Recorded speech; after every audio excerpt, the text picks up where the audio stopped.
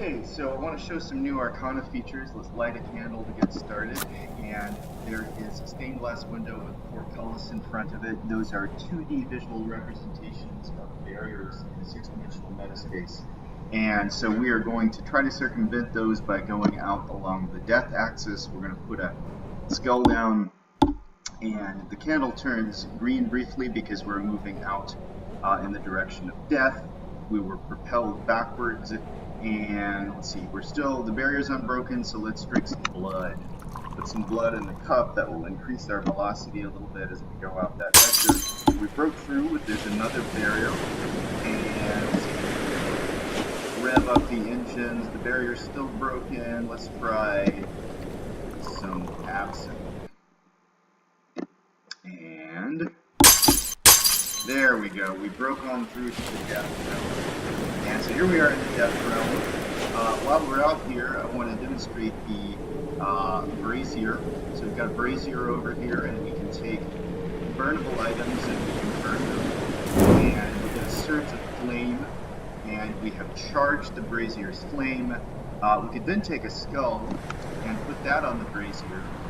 And even though it can't be burned, there's that charge noise, that whooshing noise, which indicates that we charge the skull with death energy, which means when we place it down, it's a little bit more powerful, and it propels us immediately to the death realm. And in fact, it's so charged that it actually broke our silver cord. So our silver cord over here has 2 strands, a shadow strand and an umbra strand. And if one of them is broken, we can still ring the bell. And that gets us back to home base, purifies everything, regenerates our silver cord. You can see it down there, both strands, the lower right-hand corner. But here's what happens if we go way out on the death axis. So we break the shadow umbra strand, and so now let's break the other strand, the umbra strand. And you'll notice that kind of yellow glowing over there, all these lights going on the objects are our certain orientation system. So let's go a little bit further out, and both strands of the silver cord have snapped. So in this case, if we try to ring the bell, we are totally stranded out of the application. And another feature you can hear there is that the wind howls depending on our degree of velocity. It's going to howl more or less. That is a new feature. Anyway, to regenerate our cord, since it's completely broken, it's not enough just to ring our bell. We're going to have to chant. Let's start an Enochian chant. These are the first 2 invitations. And so through the intensity of your chant, the silver cord regenerates. And bring our bell. We're back. We can stop chanting. And another feature that we have going is our summoning is a bit more consistent in terms of the back-end logic. So let's see if I can, I'm going to offer up an offering of absinthe on our central circle here, which puts us into summoning mode. And in fact, because we had already drunk absinthe, we almost immediately summoned the pleasure spirit, and she kind of flashed on by. We added to the debug menu that you can see here the distance that a given spirit has. So the pleasure spirit is way far away. We kind of slungshot her all the way over us when we pulled her. So I'm going to go ahead and banish her, and so this is kind of a new feature in my sigil drop down. I can choose a heptagram, and that's aligned with pleasure. So hail Babalon, the sensual energies of the heptagram waft warm fragrance into the room, banishing all interlopers. So now we got rid of her, and we're going to ring our bell to purify.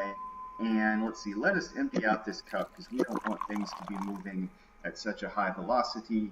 Now we're going to go ahead and put our offering of absinthe down. The 2D barriers disappear whenever you enter into summoning mode because they're not relevant at that point. And now let's start putting out some offerings for her.